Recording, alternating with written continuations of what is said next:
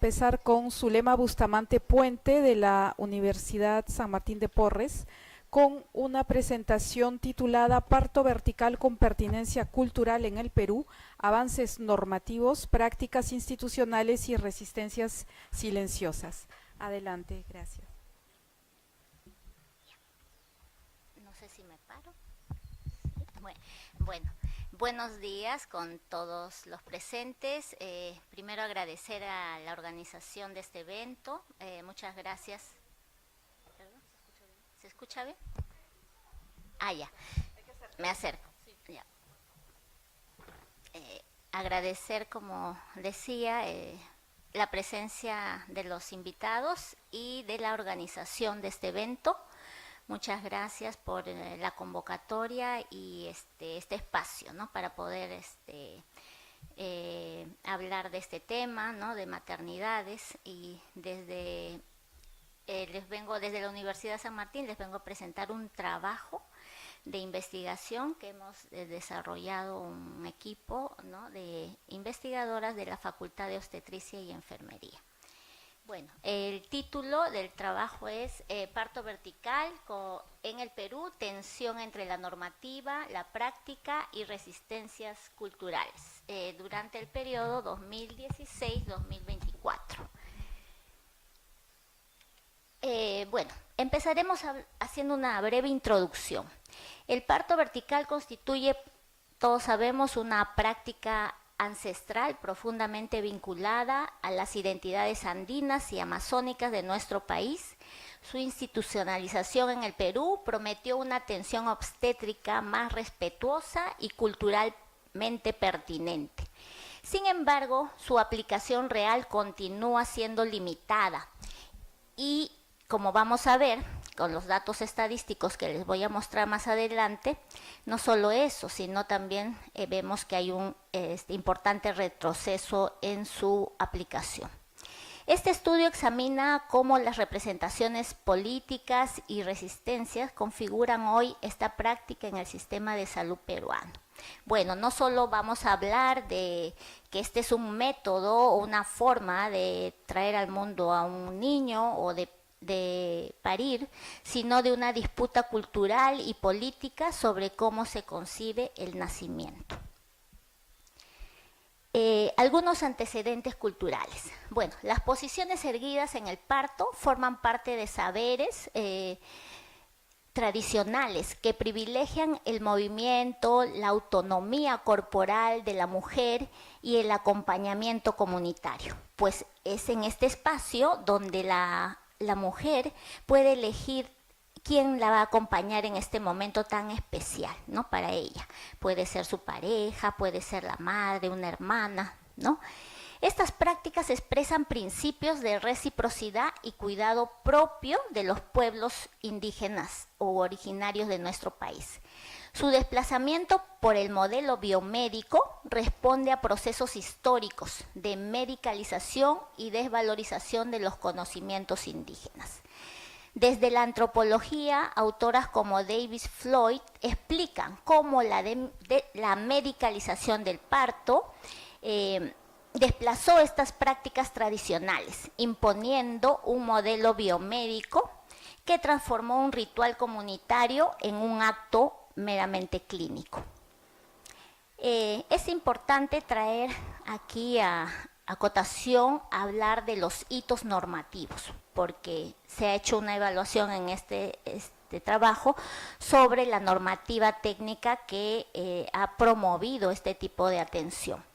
Vamos a mencionar para el año 1998 la creación de las casas de espera, que nacen como un primer paso hacia la atención materna comunitaria. Estos espacios se crean en zonas rurales de alta mortalidad materna, creando espacios que acerquen a las gestantes a las comunidades, tenerlas en los últimos días de parto cerca de un centro de salud, cerca al gobierno local, para poder, frente a alguna emergencia, transportarlas de manera eficiente con algún medio de transporte que puedan contar, ¿no? La municipalidad o algún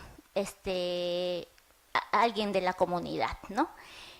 Para el 2005 se publica la norma técnica que institucionaliza, el parto vertical. Nace ¿no? esta normativa y se da inicio a la atención con guías normado a través del Ministerio de Salud, con guías de atención, ¿no? Con los procedimientos que deben hacerse, con el espacio, ¿no? que se debe crear en estos establecimientos de salud, cómo deben ser, qué características deben de tener, cómo se debe hacer la atención de este parto, etcétera. Ya para el 2016 se hace una actualización de esta misma norma técnica, reforzando el marco para el parto con pertinencia cultural. Estas políticas buscan definitivamente garantizar la elección de la posición del parto, ¿no? La presencia también del acompañante en este espacio y la adecuación cultural del entorno donde se realiza la atención. Es importante mencionar que el Perú es el pionero en normar, pero vamos a ver, como les vuelvo a repetir, con los datos estadísticos, pero no necesariamente en aplicar la normativa. Bueno, en esta diapositiva podemos ver a través de datos que nos aporta el Centro Nacional de Epidemiología y Control de Enfermedades del Ministerio de Salud, el total de partos institucionales en establecimientos de salud del MINSA o Ministerio de Salud desde el año 2016 hasta el año 2024, donde también podemos ver el registro de las atenciones de parto vertical. Como podemos ver, para el 2016 teníamos una proporción de 1.3% del total de partos institucionales eran partos verticales, ¿no? A nivel nacional. En el pasar de los años vemos cómo esta proporción ha ido disminuyendo de manera importante hasta llegar al año 2024, en que esta cifra ha descendido a 0,8%, ¿no? de cobertura para ese año, observándose un 38% de descenso, ¿no? entre todo este periodo de tiempo. Esta disminución subraya una desconexión crítica entre la política pública y la práctica clínica, afectando de manera importante la atención culturalmente pertinente. También les muestro con los mismos datos, ¿no? A nivel nacional, qué está ocurriendo en las regiones de nuestro país. Podemos observar un mayor acumulado a nivel nacional de la atención de partos verticales en regiones como Ucayali, Cajamarca, Ayacucho, y una mínima cobertura en regiones de la zona costera como Lima, Tumbes y Tacna, ¿no? Esas son regiones donde las proporciones son mínimas, ¿no? de atención de parto vertical. Este trabajo también nos permitió identificar 3 importantes barreras, ¿no? que están afectando la atención del parto vertical, la puesta en marcha de esta normativa técnica que tenemos nosotros, ¿no?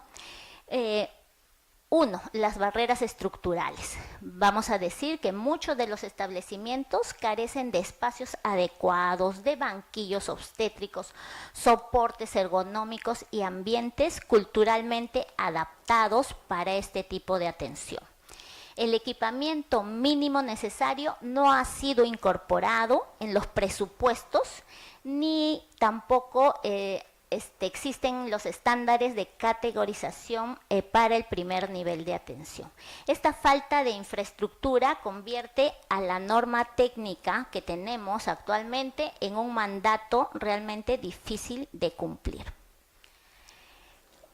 La siguiente barrera son las barreras institucionales y formativas. Muy importante destacar, la mayoría de profesionales de la salud no recibe una formación en el pregrado sobre pertinencia cultural, ni sobre la atención de las posiciones erguidas para el parto, ¿no? Persisten las prácticas institucionales centradas en la posición supina y en las intervenciones de rutina que se acostumbran a hacer para la atención del parto. Estas limitaciones formativas refuerzan de manera importante la brecha entre las expectativas de la gestante y las posibilidades reales que tienen ellas para poder elegir la posición de su parto dentro de los sistemas sanitarios de salud del Ministerio de Salud, ¿no? Públicos, que son la mayoría, ¿no? Los planes de estudio no dialogan con el enfoque intercultural introducido por la norma técnica, ¿no? Están divorciados, separados, ¿no? Una siguiente barrera es la barrera cultural y simbólica, ¿no? Las mujeres indígenas o migrantes experimentan una discriminación estructural, desconfianza hacia sus prácticas y restricciones implícitas en la toma de sus decisiones para cómo dar a luz. El parto vertical es percibido por algunos actores como menos técnico o inseguro, reforzando los estigmas sobre los saberes comunitarios. Estas barreras simbólicas también limitan el ejercicio pleno del derecho a decidir cómo parir. Y para ir terminando, vamos a hablar de cuáles son los puntos de resistencia, ¿no? de la atención del parto vertical. Pese a las restricciones institucionales, las comunidades rurales mantienen el parto vertical como un acto de continuidad cultural y resistencia cotidiana. Su preservación expresa un rechazo a la deshumanización del modelo biomédico, ¿no? Y una afirmación del derecho a controlar su propio cuerpo. Esta resistencia silenciosa revela tensiones entre la práctica estatal y la agencia comunitaria. Sostener el parto vertical es preservar memoria, identidad y sobre todo la decisión de una mujer que va a dar a luz, ¿no? En cuanto a la metodología, este trabajo se realizó en una primera fase con una revisión documental, se le revisó documentos de políticas públicas, normativa técnica, una literatura académica y se complementó con un análisis descriptivo de datos brindados por la CDC-MINSA para el periodo 2016-2024. En una segunda fase se realizó un análisis de los datos estadísticos a través de un software y finalmente en cuanto a la parte ética el estudio utilizó exclusivamente fuentes de datos secundarias, por lo cual esto no implicó riesgos para las participantes. Es importante también hacer algunas propuestas para transformar la práctica, ¿no? Al final del trabajo, ¿no? Como una parte donde se reflexiona sobre los resultados, nosotros planteamos que debería de realizarse un monitoreo obligatorio donde se incorporen indicadores para poder monitorear la oferta, ¿no? que dan los establecimientos de salud para este tipo de atención y la calidad también que se brinda al respecto. Dotación de recursos, dotar a los establecimientos de salud de recursos básicos para poder dar cumplimiento a lo que se estipula en la norma y brindar este tipo de atención. También la reforma formativa, ¿no? Fortalecer la formación profesional con un enfoque intercultural y atención centrada en la mujer. Finalmente, es importante también mencionar la parte de investigación, recuperar la voz de las gestantes mediante investigación cualitativa y participación comunitaria. Estos medios pueden fortalecer, ¿no? una atención materna segura, respetuosa y culturalmente pertinente. Conclusiones finalmente en cuanto a la normativa. Ya hemos dicho que aunque Perú es un país pionero, ¿no? cuenta con un marco normativo avanzado, la implementación del parto vertical sigue siendo limitada y desigual en distintas partes de nuestro país. Tensiones entre la política y la práctica. La reducción de su uso evidencia tensiones entre la política pública y las prácticas en las instituciones de salud. Finalmente, claves para su implementación, consolidar esta modalidad requiere voluntad política, formación intercultural del recurso humano en salud, ¿no? Recursos adecuados y reconocimiento pleno de la autonomía de las mujeres. El parto vertical no es solo una postura, es memoria, autonomía y territorio. Reafirmar esta práctica es fortalecer los derechos reproductivos y la dignidad de las mujeres. Gracias. Muchas gracias.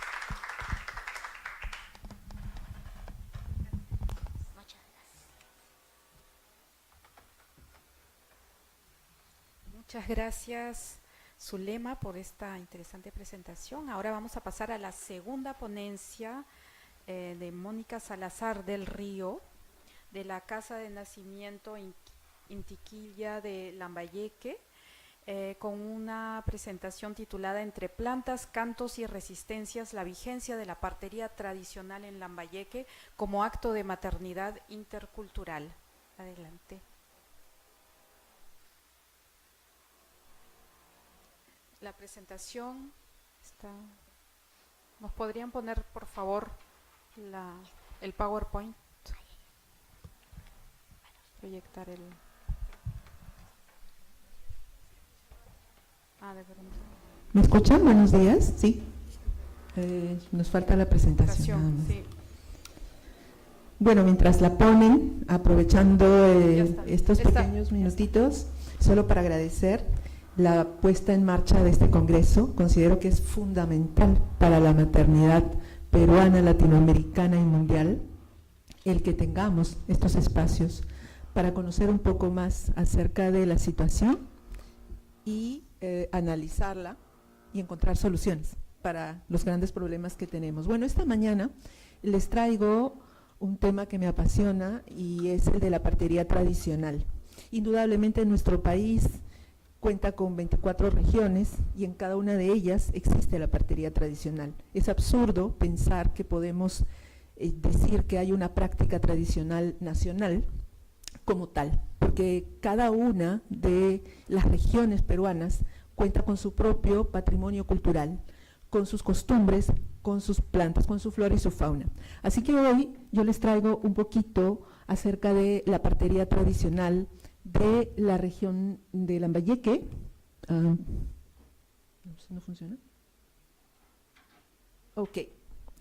Y necesariamente para poder llegar a esta práctica que se realiza aún en Lambayeque, es importante que nos demos cuenta de la urgencia de poder establecer esta diferencia abismal que existe entre el modelo institucional y el modelo de la atención de la maternidad, de la partería tradicional. Indudablemente el modelo institucional, tal como lo dijo nuestra ponente anterior, el modelo es un modelo basado en que la mujer es una paciente. Es terrible que aún en pleno siglo XXI se le siga llamando a la mujer gestante una paciente. Ella no está enferma, ella está embarazada, está atravesando una bella etapa de su vida, pero no está enferma, así que no es una paciente. Y sobre todo hay que entender que este modelo institucional o biomédico lo que hace es definir prácticas, establecer normas, rutinas, que lo único que hacen es deshumanizar la maternidad y el nacimiento. Eso es terrible, lamentablemente existe y cada vez peor, porque se hace una medicalización total y la mujer no es el centro de la atención, sino el profesional que la atiende. En cambio, el modelo de la partería tradicional lo que hace es un acompañamiento horizontal.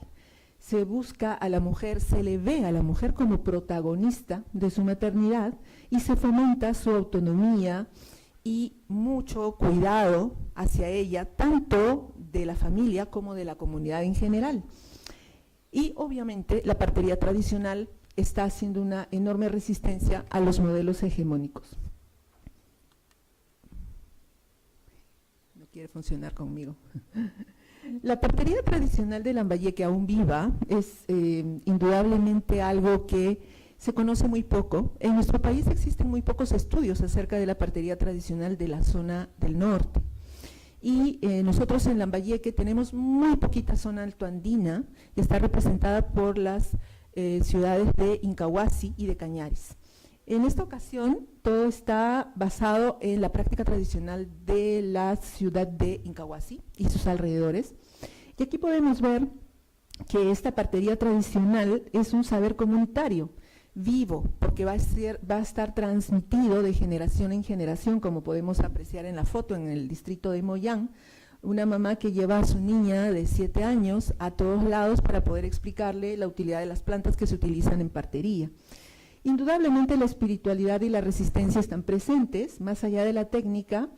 Lo que se busca es hacer un acto de resistencia cultural, como veremos a continuación, y es importante destacar que el nacimiento es un acto profundamente cultural y territorial, arraigado en la memoria. No se va a parir de una forma diferente a la que parieron las ancestras, definitivamente. Ahora, indudablemente, no quiere conmigo. La partería tradicional se basa en prácticas territoriales. Estas prácticas están vinculadas a las plantas, pero a las plantas lambayecanas. Nosotros tenemos en la costa muy pocas plantas, somos bastante desérticos, pero tenemos la manzanilla, el toronjil, la albahaca. Si subimos y vamos a Incahuasi, nos vamos a encontrar con una maravilla. Son una cantidad enorme de plantas que las parteras tradicionales conocen y manejan. Y obviamente van a fomentar el cuidado integral de todas las mujeres embarazadas. La partera es una figura de confianza, es vínculo, es contención y es acompañamiento desde la gestación, incluso antes, hasta el posparto, ¿no? Entonces, normalmente todas estas parteras que vemos aquí tienen, ya no sé, 200, 300 ahijados porque son madrinas de cada niño que reciben, así que eso es muy, muy interesante de pasearse por las calles de Incahuasi y que todos le digan a las parteras, madrina, madrina, ¿qué tal?, en su lengua, porque ellos son quechohablantes, ¿no? ¿Cuáles son las prácticas y cuidados tradicionales, rápidamente, que ellas ven? Principalmente se usan los baños y vapores, las famosas vaporizaciones, porque la práctica tradicional en Lambayeque busca, a través de la sobada, que la mujer tenga una buena evolución del embarazo. Cada mes ella va a la partera, la soba, sin que esto genere problemas a nivel de placenta, que tanto nos decían en el pregrado. Luego reciben infusiones suaves para mantenerse calmadas, tranquilas, y luego hacen sus famosos baños de vapor y los rituales que buscan ahuyentar el susto, las malas vibraciones y todo lo demás. Básicamente eso es lo que hace la partera. Y ojo, en lo que es Incahuasi se utiliza mucho abiertamente. En lo que es Lambayeque mismo, Chiclayo, Lambayeque y Ferreñafe, se hace pero de una forma oculta porque la partera es totalmente perseguida y eso no se permite, ¿no? Entonces, básicamente eso es lo que ellas hacen. Bueno, ahí les puse una de las fotitos y las plantas, tanto el toronjil como la albahaca, que son las que nosotras manejamos más a nivel de obstetricia en la casa de partos. Si algún día esto se mueve, seguimos. ¿A dónde está el proyector? Ay, mira, y yo estoy, dale y dale. Bueno, el canto, la voz, la espiritualidad, sí, las parteras incahuasinas tienen una particularidad cuando acompañan el embarazo con el canto. Es un tarareo y también existen pequeños cantos en quechua, pero el tarareo es súper interesante. Están sobando a la mujer y empiezan con su y a la hora del parto es una nana más bajito, pero siempre las acompañan porque para ellas la vibración es una importante herramienta emocional y espiritual. Y bueno, obviamente antes del parto hay un ritual muy bonito que hacen con voces, con cantos y con limpias para que la mujer llegue totalmente preparada energéticamente y espiritualmente al trabajo de parto. Y llegamos a las prácticas de resistencia, ¿no?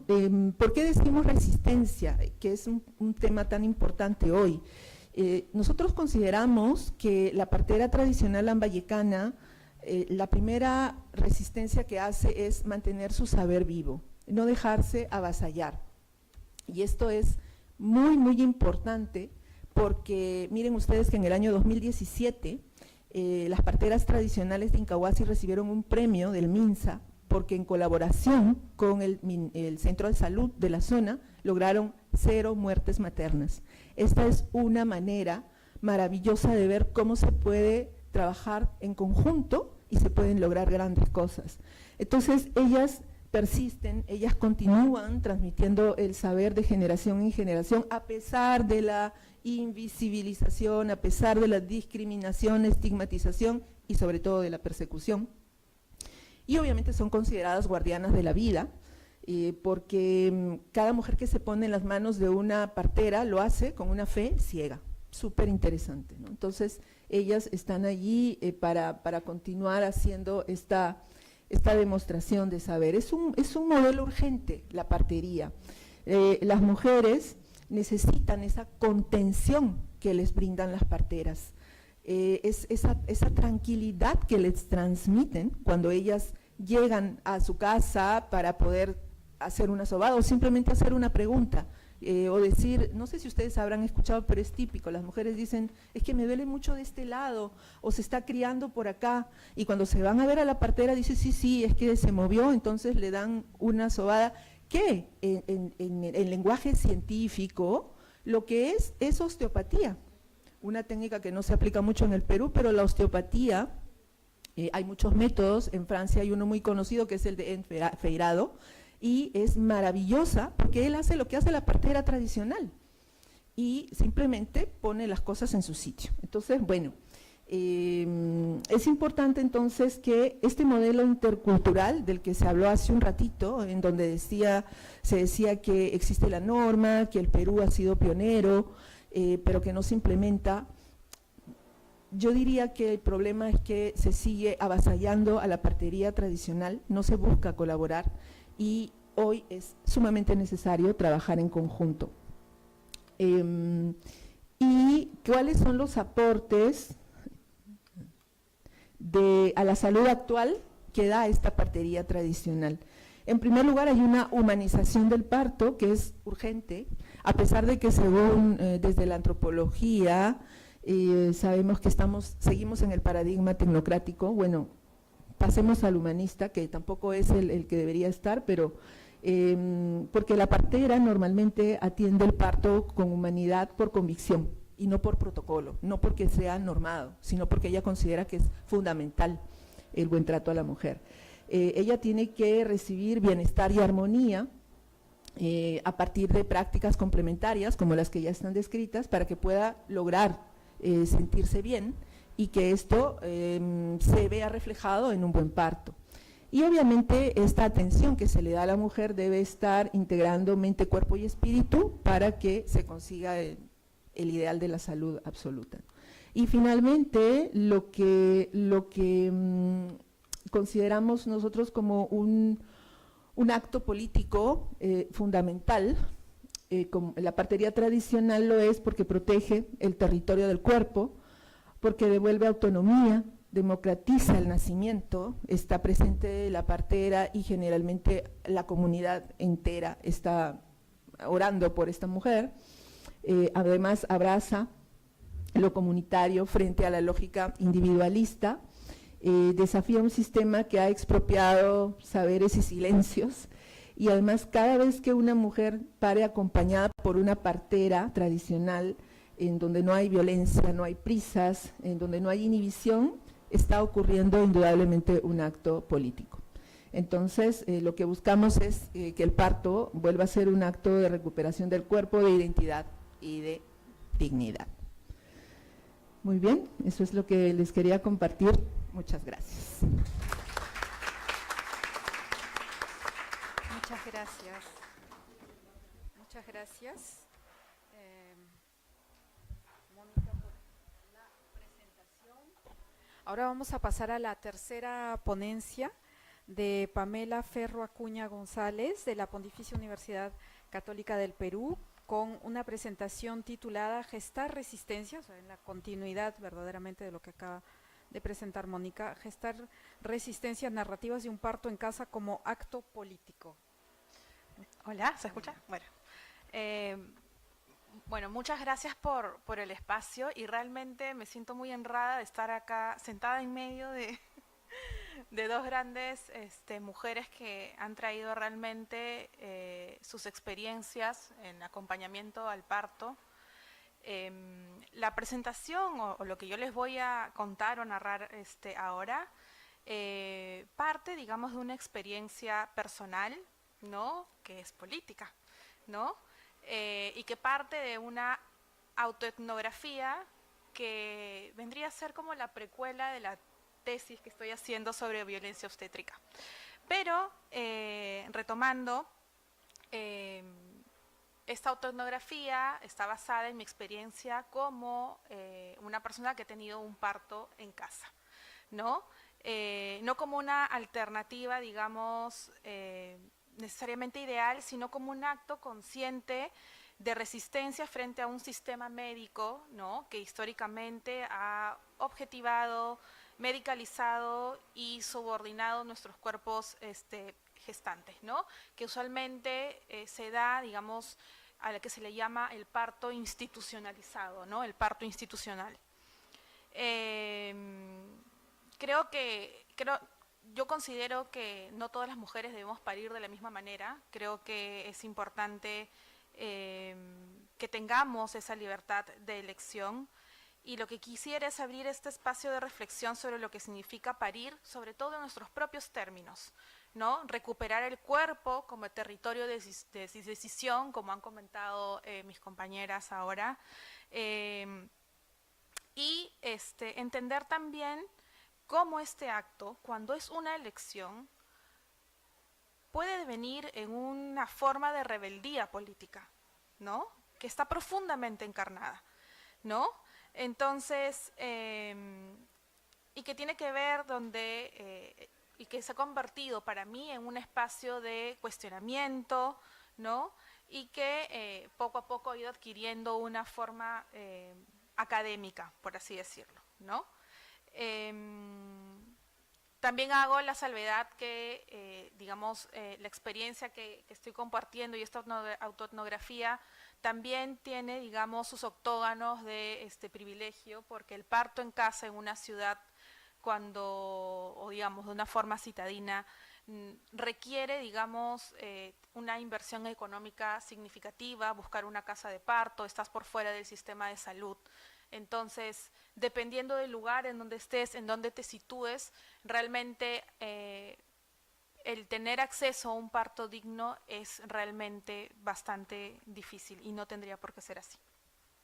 Entonces, es así como hablo en términos de que el parto es un campo de disputa, ¿no? En el que los marcos institucionales, ¿no?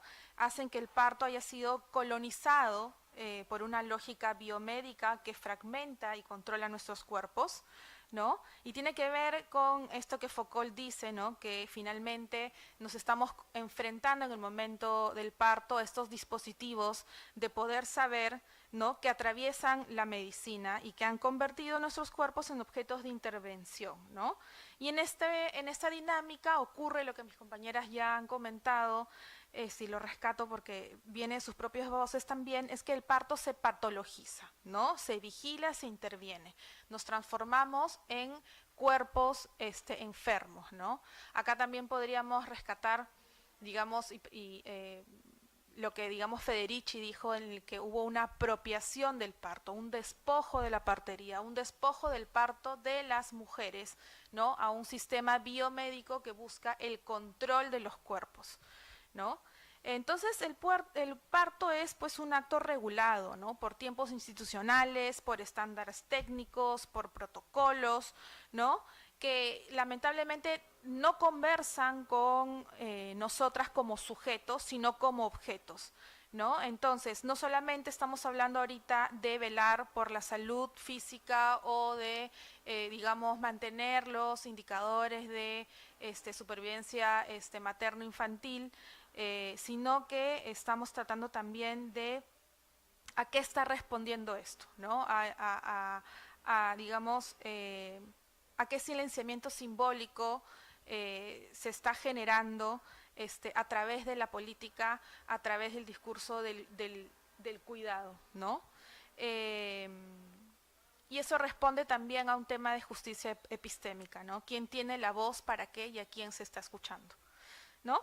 Entonces, el parto en casa fue para mí una respuesta para buscar una nueva forma de parir, ¿no? Parir en casa significó estar acompañada también de profesionales que están fuera del sistema médico hegemónico, tal como lo comentó Mónica, son profesionales de la salud, ¿no? Que se han convertido en otredad, se han convertido en alteridad, y que también como subalternos de su propio sistema, del propio sistema de salud en el que alguna vez estuvieron inmersos, también son objeto de persecución, ¿no? Entonces hay como una especie de simbiosis en estos actos políticos entre quien está gestando, quien está pariendo y quien está acompañando este proceso, ¿no?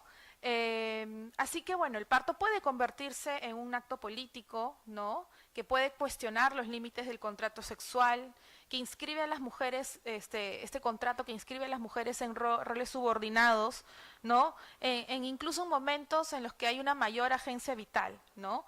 Entonces, acá esto a mí me recuerda y traigo a el enfoque del embodiment de Sordas acerca del que el cuerpo no es solamente un lugar biológico, sino que es un lugar de experiencia, de sentido y también de posibilidad de resistencia.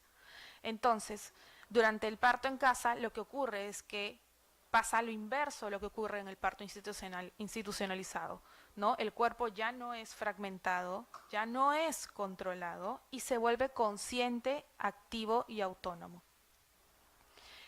Y eso también trae algo interesante que tiene que ver con que el dolor también se resignifica, ¿no? En el entorno hospitalario el dolor suele ser negado, suele ser anestesiado con o sin consentimiento, ¿no? Y suele ser considerado un error, un disparador, ¿no? Un disparador también de la propia violencia obstétrica, ¿no? Una mujer gritando es una mujer que está dando voz y que está resistiendo de alguna manera, ¿no? Pero cuando el parto se da en casa, se da en los propios términos, el dolor se transforma, ya no es necesariamente sufrimiento, ¿no? Se vuelve parte del tránsito, ¿no? El dolor, lejos de ser un castigo, se resignifica como una experiencia transformadora, ¿no? Que ocurre en condiciones de respeto y autonomía, ¿no? Entonces, el dolor en mis partos no fue impuesto, no fue una consecuencia de una subordinación, sino de una emancipación. No dolía porque me violentaban, dolía porque estaba eligiendo parir, ¿no? Porque estaba habitando mi propio cuerpo intensamente. Una decisión, no una imposición. Tampoco quisiera proponer que el dolor sea un requisito de libertad, ¿no? Pero en mi caso fue parte de un recorrido que hice para evadir y evitar el disciplinamiento de mi cuerpo durante el parto institucional, ¿no? Entonces, y este proceso también conduce a otras situaciones que tienen que ver con que el dolor habitado desde otro significado abre también la posibilidad de lo que se le llama la epifanía, ¿no? Que ocurre en estos rituales de paso, en estos momentos liminales, en donde el sentido del poder del cuerpo cobra otro sentido. Y es algo muy importante porque eso me ayudó a mí a comprender que el poder del cuerpo que está pariendo en sus propios términos es un poder que desafía el poder saber médico, que está plagado de control. Al mismo tiempo, y creo que esto conversa mucho con lo que acaba de presentarnos Mónica, cuando uno se enfrenta a un parto en casa, desde, digamos, situándome yo, desde una mujer citadina que ha normalizado, digamos, y siempre concibió que el parto se daba en hospital o en clínica, poder tomar esta decisión de el parto en casa implicó también una deconstrucción, implicó también tener un acompañamiento que me ayudara a prepararme, no solamente de forma, con información, digamos, acerca del proceso fisiológico, sino también con rituales de pasaje que son como los que tú has descrito, que son sumamente importantes para despojarnos de estos temores que están en nuestra atmósfera, que están en nuestra sociedad y también del control del cuerpo por parte de otros, porque estamos acostumbradas a que otros controlen nuestras decisiones, ¿no? Entonces, digamos que mi proceso, este camino estuvo plagado también por rituales, ¿no? Por meditaciones, por compartir historias, ¿no? Sin prejuicio, ¿no? Y existió un proceso de reconectar con el cuerpo y asumir el riesgo, ¿no? Entonces, como señala Abel, ¿no? Estos rituales no son repeticiones simbólicas, sino que más bien son una acción estratégica que lo que hacen es subvertir las estructuras de poder que hemos normalizado, ¿no? Entonces, en estas prácticas, el miedo se transforma en fuerza y la vulnerabilidad en poder, ¿no? Entonces, esto es algo a lo que se le llama un comunitas, ¿no? Que nos sostuvo también a varias mujeres que decidimos tener un parto en casa de manera, digamos, consciente, sabiendo que un parto institucional iba a significar, digamos, violentar nuestros cuerpos, ¿no? Ya voy a terminar, perdón, no me extendí.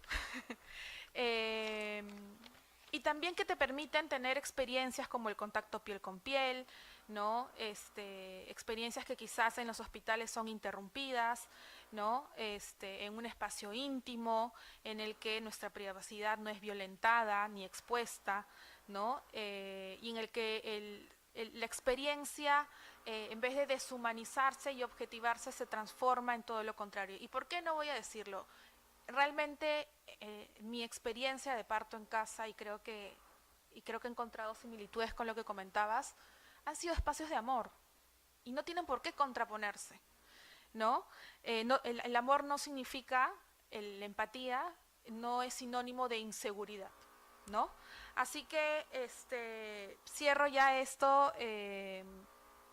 comentándoles que también el parto en casa sigue siendo criminalizado, ¿no? Es tratado como un riesgo, ha sido expulsado, digamos, del sistema de salud, no es una opción.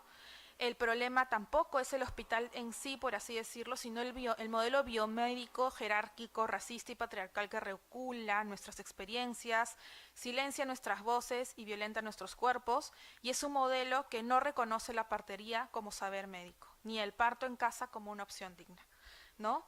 Así que bueno, para mí el parto en casa ha sido la recuperación de mi voz, de mi cuerpo y de mi derecho a decidir, y creo que esta experiencia individual me ha ayudado a mí a pensar en la dimensión estructural, ¿no? Y en la lucha por los partos dignos, respetados y por la justicia reproductiva que tanto necesitamos, ¿no? Y por una autonomía del cuerpo, ¿no? Y por la salud, sobre todo, digna.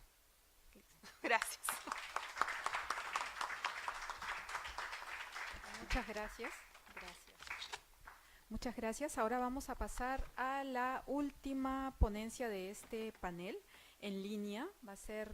Vamos a escuchar a Victoria Galión Licata de la Universidad de Cergy, que nos va a presentar una ponencia titulada de la política del parto limpio al parto institucional, un enfoque biomédico de riesgo higiene dirigido a las mujeres rurales del Perú. Ahí está. ¿Me escucha? No sé si... Sí, sí, ¿ustedes me escuchan? Muy bien, te escuchamos. Entonces voy a compartir mi pantalla. Voy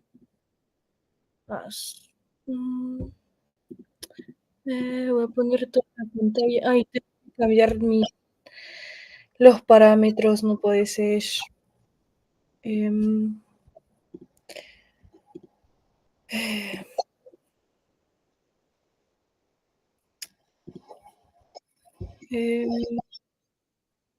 Perdón, es que no me deja compartir.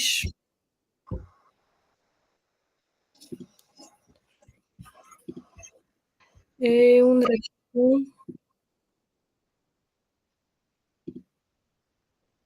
Eh,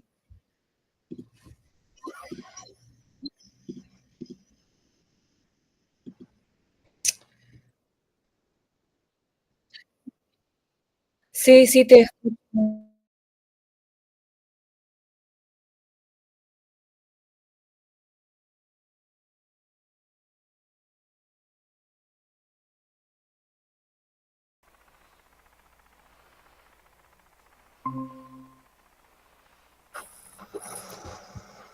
Em, ahora sí me escuchan, ¿no?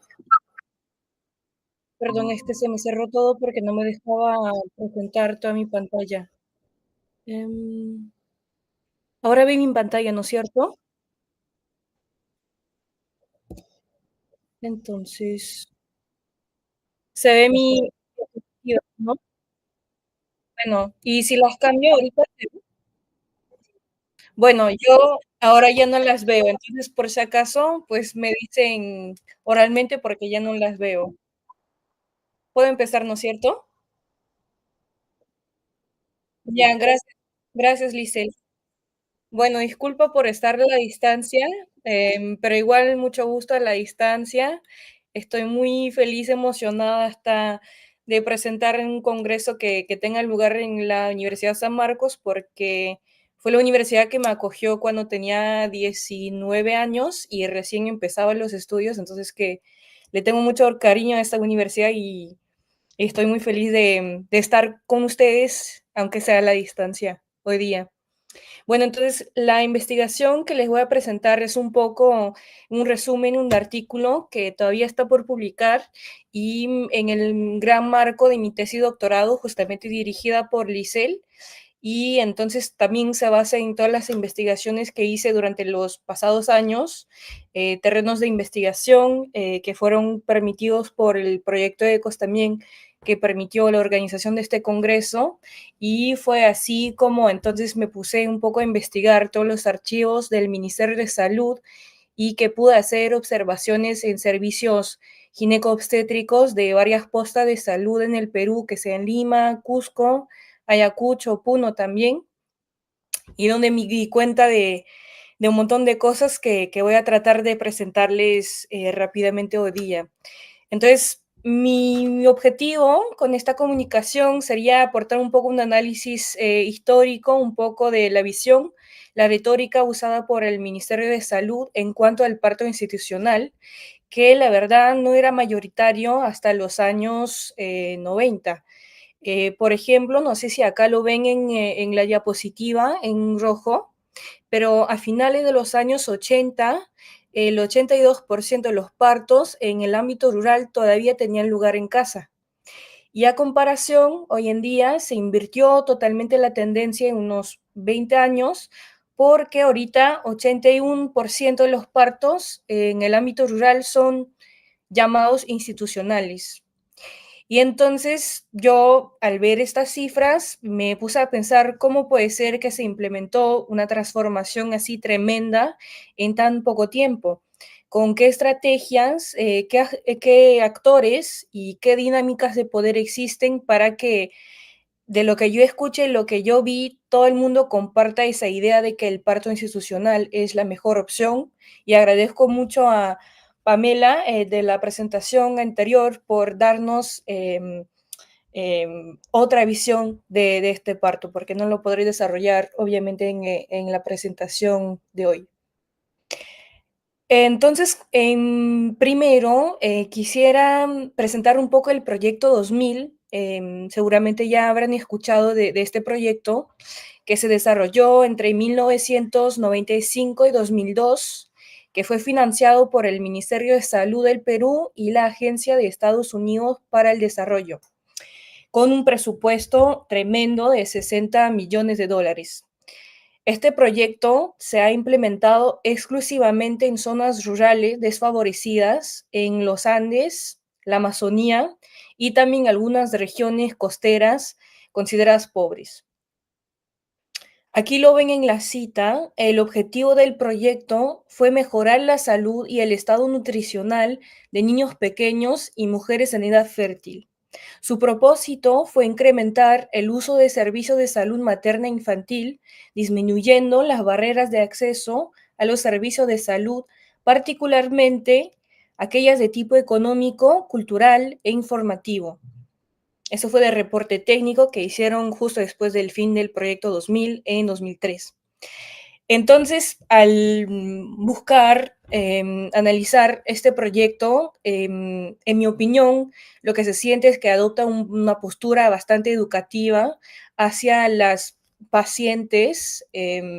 Por ejemplo, menciona como parte de sus aciertos, de sus logros, y estoy citando, la madurez en cultura sanitaria de la población.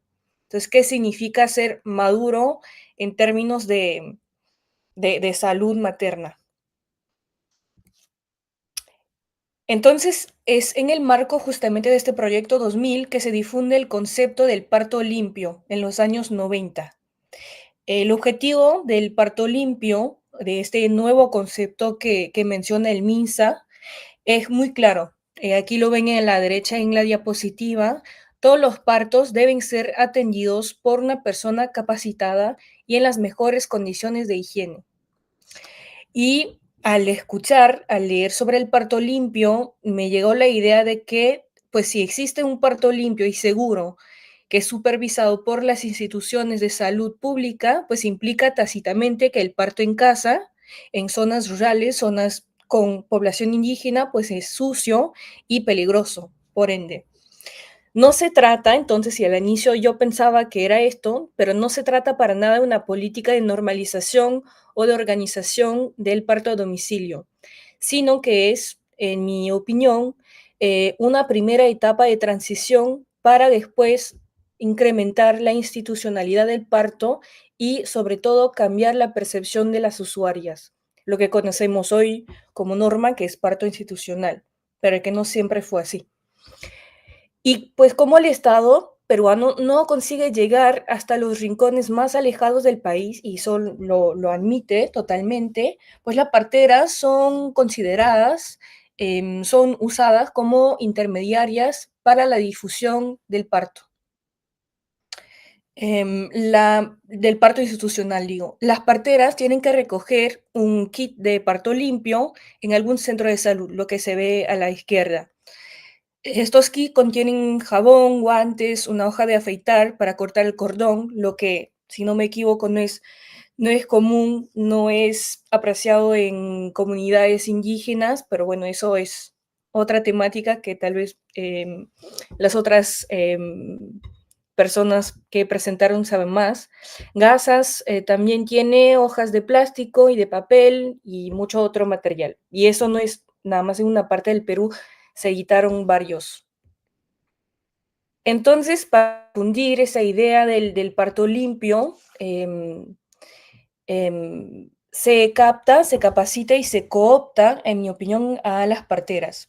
El Estado reconoce que las parteras son figuras muy respetadas en sus comunidades, pero sin embargo las clasifica como personal no calificado. Pues entonces lo que planea hacer es convertirlas en agentes un poco auxiliares del sistema de salud, justamente captándolas y capacitándolas, según los términos del MINSA. A través de la captación, lo que entiende hacer es registrar a todas las parteras que existen para convertirlas en colaboradores del sistema, supuestamente. En cuanto a la capacitación, ya considera por ende de que no son capaces, pues se editan estos manuales que ya vieron en la diapositiva anterior, manuales de la partera, que son un poco tipo escolares, que son ilustrados, muy detallados, en los cuales se les enseña cómo atender un parto.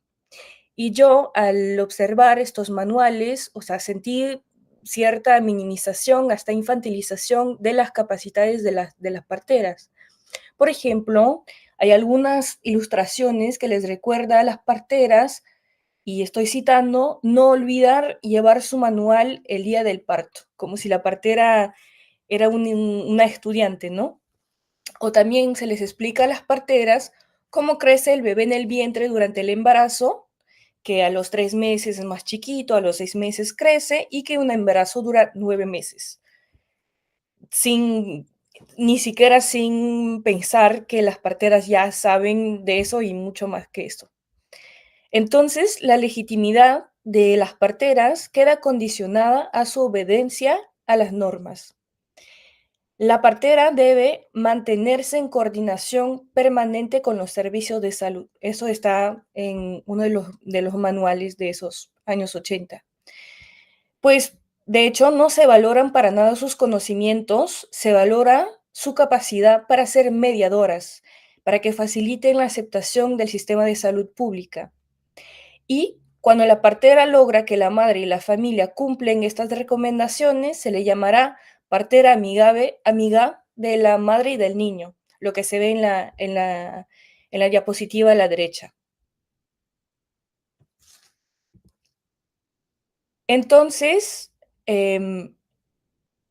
lo que existe es, por una parte, esas parteras que son reconocidas porque son una forma de llegar hasta todas las comunidades, y por otra parte también implica que las madres, y todavía se siente un poco, de que son malas pacientes, que se comportan mal, que no son responsables. Y entonces existe un poco esa lógica de autosanitarización que esta política del parto limpio lo que hace no es modificar las prácticas, sí, de las parteras, pero también busca disciplinar a las gestantes a través de la persona a quien confían, y que es la partera, porque ella es encargada de enseñar y educar a sus pacientes sobre todos los signos de alarma durante el embarazo, la higiene, incitar a acudir a un centro de salud, a espaciar sus embarazos, cuidar su higiene personal, la de su hogar y de su alimentación.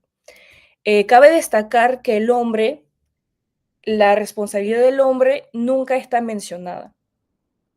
Y entre los deberes de las parteras figura visitar a todas las mujeres embarazadas de su zona, acompañarlas y animarlas para que las usuarias, me gusta decir las pacientes, para que vayan a sus controles prenatales y postnatales, que no era costumbre.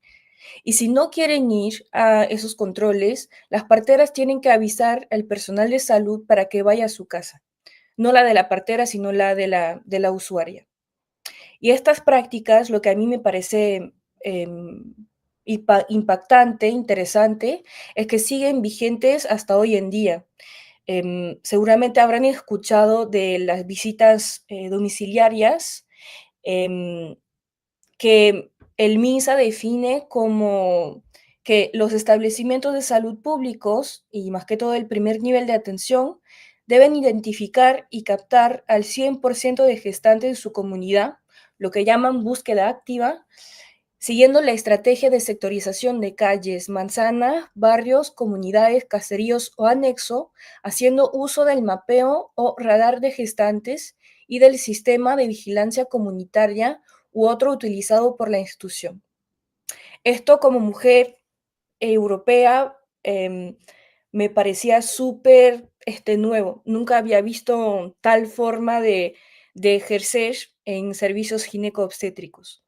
Y lo que más me ha chocado un poco es que, pues, si la mujer no se presenta a sus controles, el personal de salud todavía realiza visitas domiciliarias mensuales a través justamente de este radar de gestantes.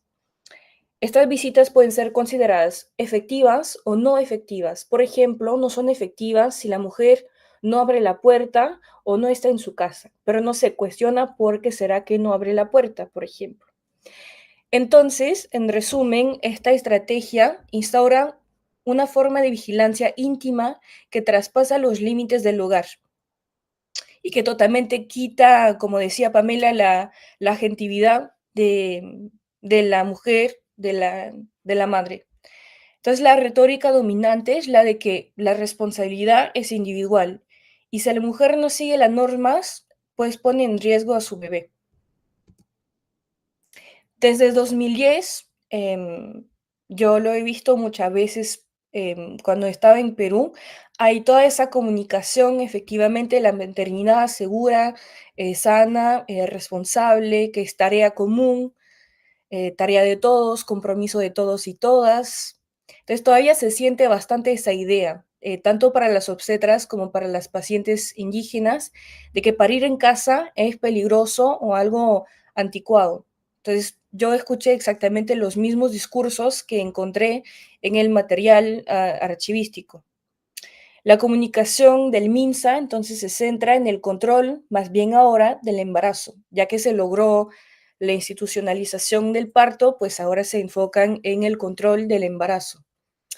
Y recuerda la obligación implícita de acudir a los centros de salud, tal cual como se hacía en los años 90, para que la paciente reciba atención obstétrica, se haga ecografías, vacunas, exámenes de laboratorio, psicoprofilaxis, etcétera, etcétera. Y entonces, para convencer a las parturientas, se sigue adoptando este enfoque de riesgo.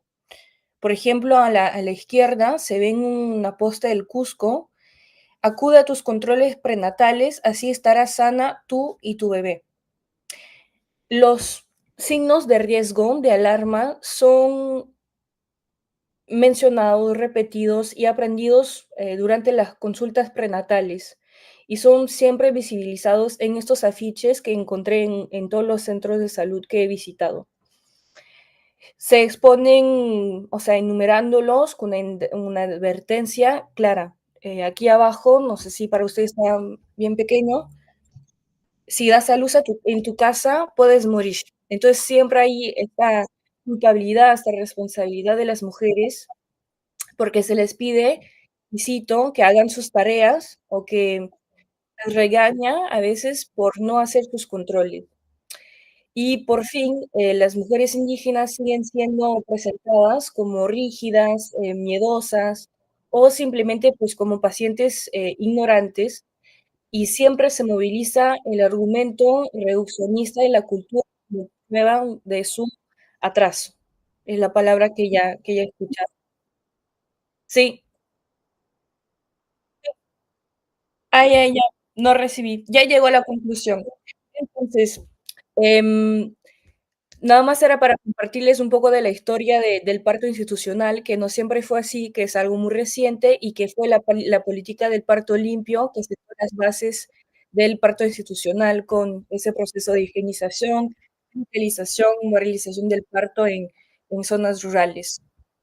Y eso, nada más. No más, algo más. Muchas gracias. Ya no las veo. Ahora sí.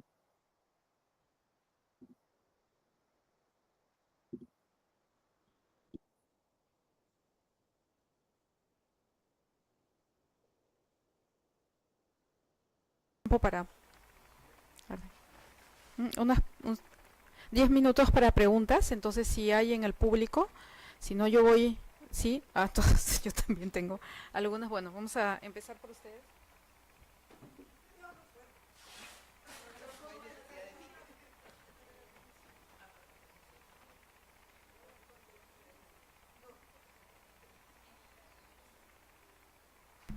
Bueno, yo quería preguntar, me había particularmente llamado la atención el problema de la persecución, ¿no? Porque se ha mencionado, pero no he señalado cuáles son las características de esa persecución, cuál es la argumentación, la justificación de esa persecución, ¿no? Y no sé si, digamos, a nivel del registro, se registra todo precisamente por temor a una persecución. O sea, sabemos que son cifras y que había un descenso, eso es real, ¿no? Pero el descenso puede significar, ¿no?, que hay mayor presencia de la institucionalización o mayor ocultamiento, ¿no?, por frente a la posibilidad de una amenaza y de una persecución, ¿no? Bueno, esta era la pregunta, ¿no? Y a ti no te persiguieron. Al contrario. Sí, ¿qué pasa? Sí, mira, yo tengo mi cabeza de historia, entonces quiero preguntar. Mira, a lo largo de la historia siempre se ha dado el parto vertical en todas las civilizaciones.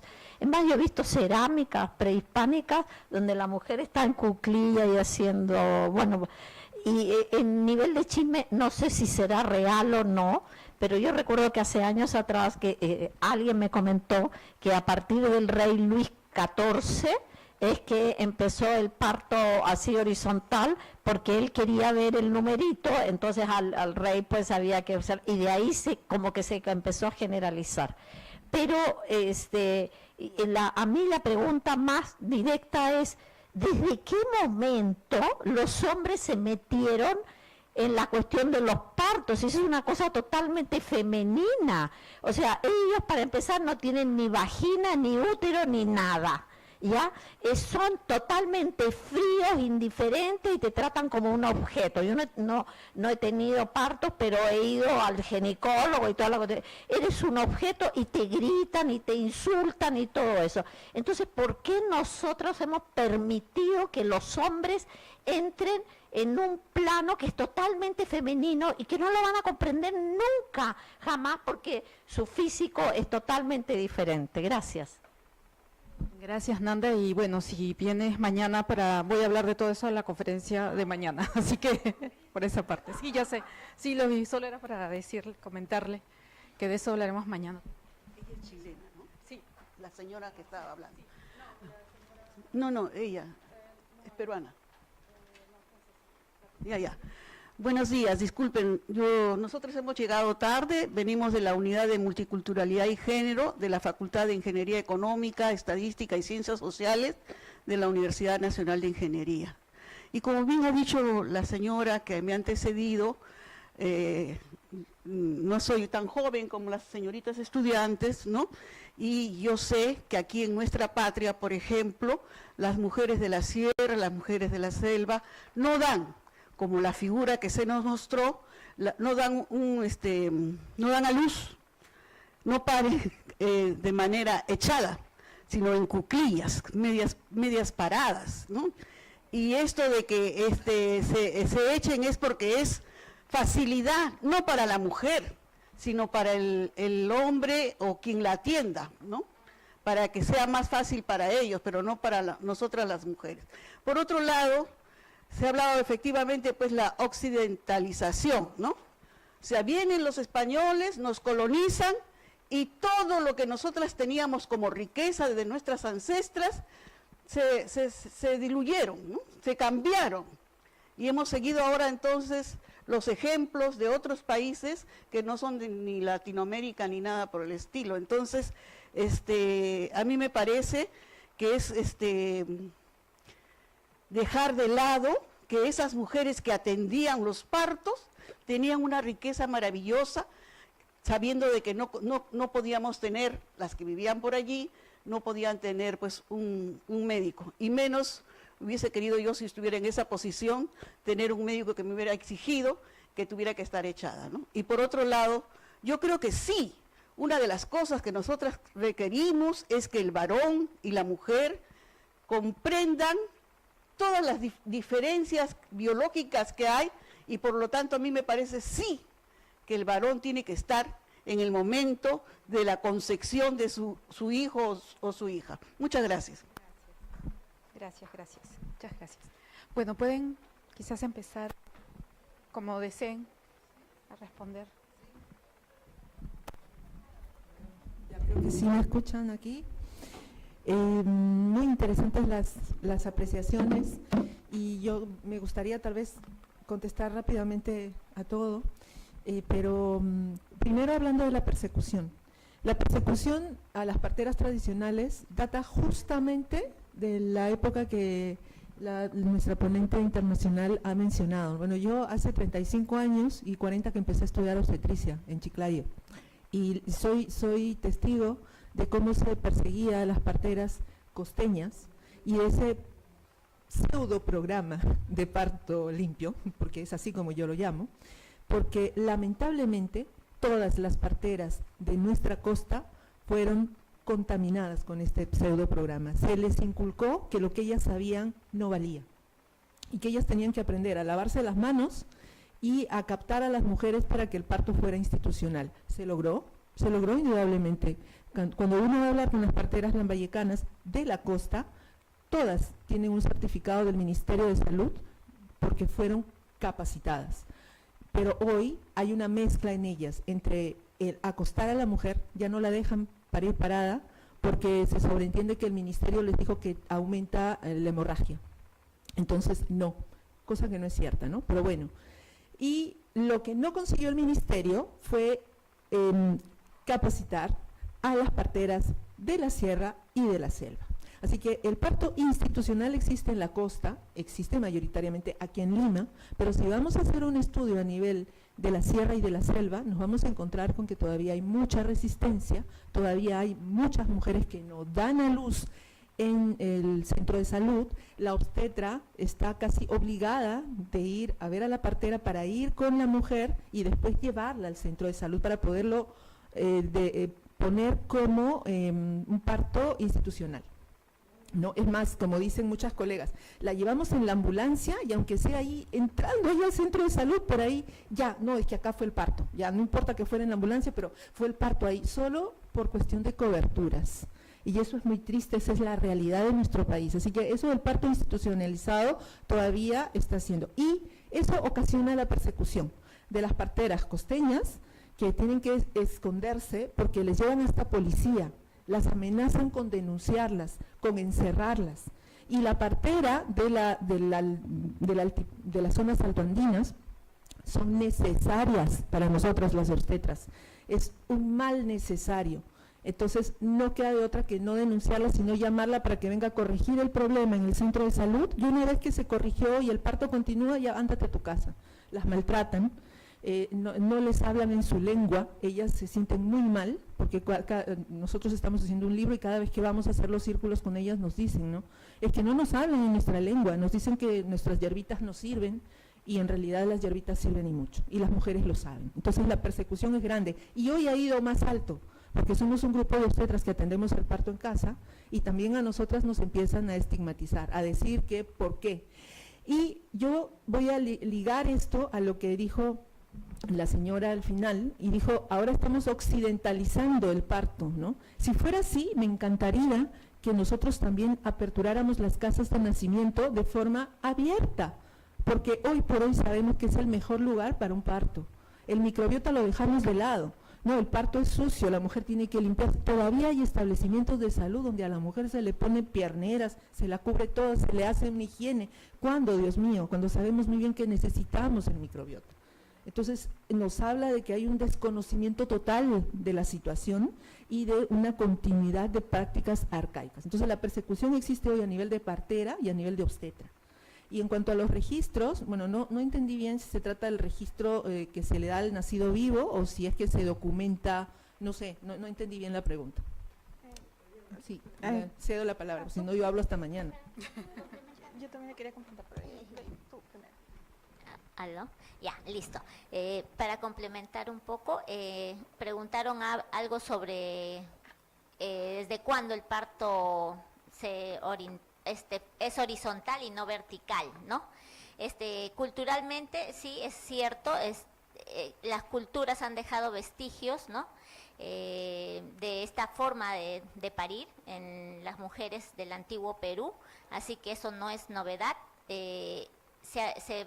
Se ha venido realizando ese tipo de atención al interior del país con mayor frecuencia, sierra, selva, y ahora los documentos o investigaciones científicas refuerzan que tiene muchas ventajas ese tipo de atención, ¿no? Se acorta el tiempo, el periodo del trabajo de parto, se reduce el sangrado, se reduce el riesgo de complicaciones, o sea, favorable en muchos aspectos, ¿no? Se favorece la lactancia materna, el contacto piel a piel, ¿no? El vínculo, ¿no? Madre-niño, ¿no? Porque no es separado inmediatamente, la mamá del bebé van a estar allí en ese momento y bueno, definitivamente favorable en muchos aspectos y yo creo que debería más bien promocionarse más en todos los espacios. Bueno, un poco para complementar, si bien yo no soy obstetra partera y no he vivido felizmente la persecución, sí hay algo que ocurre, y es que no me pasó en Perú, sino porque mi segunda hija nació en Argentina, y espero que no pase acá, es que cuando tú vas a inscribir a tu hijo o a tu hija, a ti te entregan un certificado de nacido vivo, nacido viva. Lo que me ha pasado en Argentina es que cuando vas a hacer el registro y donde hay una mayor pugna entre el sistema médico y las parteras, o sea, más frontal creo, es que te dilatan el proceso o te piden documentos adicionales. Y eso no responde a la necesidad del trámite, sino a demostrar y a querer hacerte sentir mal. A decirte tú por qué has arriesgado a ti, tu vida y la de tu hijo teniendo un parto en casa. Entonces, de alguna manera, es un tipo de castigo, de disciplinamiento a través de la burocracia, ¿no? Quería acotar eso, que son estrategias, ¿no?, para mantener el status quo. Y lo que quería comentar, y tenía que ver con algo que me pareció súper interesante y pertinente de Victoria, es que ella hablaba de la búsqueda activa, ¿no?, como estrategia para el parto institucionalizado. Y yo quería recordar que esa búsqueda activa es la misma estrategia que se usó en las esterilizaciones forzadas. Entonces, mucho ojo, que eso quiere decir que estamos con los mismos hábitos que en cualquier momento pueden otra vez alinearse al conservadurismo y alinearse hacia la misoginia y el patriarcado, que ahorita no estamos lejos de eso. Entonces hay que estar muy alertas. Gracias. Gracias. Gracias. Yo quería, me permito hacer una observación también sobre todo lo que, en relación a lo que acaban de señalar, que efectivamente históricamente es una persecución, o sea, eso, y no solamente en Perú, es un fenómeno global. No ha sucedido únicamente aquí, y aún en Europa, las parteras tradicionales han desaparecido, y yo que vivo en Francia, menos del, creo que 0,1% de parteras ejercen a domicilio, ¿no? O sea, asisten a mujeres a domicilio. Ya se ha erradicado prácticamente la partería tradicional, vamos a decir así, y eso es algo que, como lo señalaste, totalmente es una política estructural de disciplinamiento de los cuerpos de las mujeres en general, que ya sean las parturientas, si podemos decir las gestantes, o las parteras tradicionales en particular. Y esta persecución, hay países en América Latina, México es el único país latinoamericano en donde la partería tradicional se ha mantenido de manera un poquito más,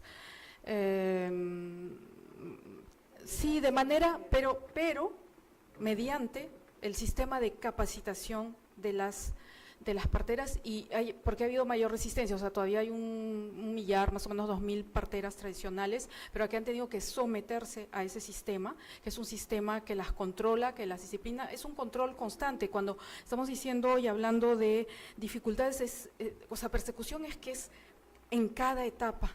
Si hay que asistir, que la asistencia es con un temor de que si sucede el mínimo problema, si un bebé fallece en el hospital, se va a poner complicación, enfermedad, eso el médico va a estar cubierto por la institución. Una mínima complicación en parto en casa recae únicamente sobre la partera como una negligencia.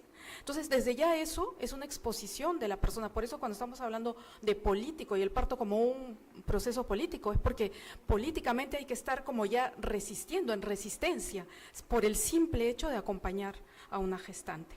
Luego, en términos administrativos, todos los registros, o sea, hay mucho pedido de registro, de documentación, de presentar el certificado, y ese certificado es a discreción de las instituciones, es decir, que si se sospecha o se considera que esta partera está como un poco rebelde, le va a recaer un control suplementario y complementario, un documento. Entonces, es todo ese sistema que se puede llamar, o sea, la persecución no es simplemente vamos y te llevamos a la cárcel, sino que constantemente viven bajo esa presión, ¿no? En Francia, por ejemplo, la partería tradicional desapareció cuando comenzaron a imponerles seguros a las parteras justamente para protegerse de este tipo de eventualidades que son eventualidades, o sea, es decir, no puede haber un parto, no existe, ni siquiera en el hospital, y yo creo que habría que comparar.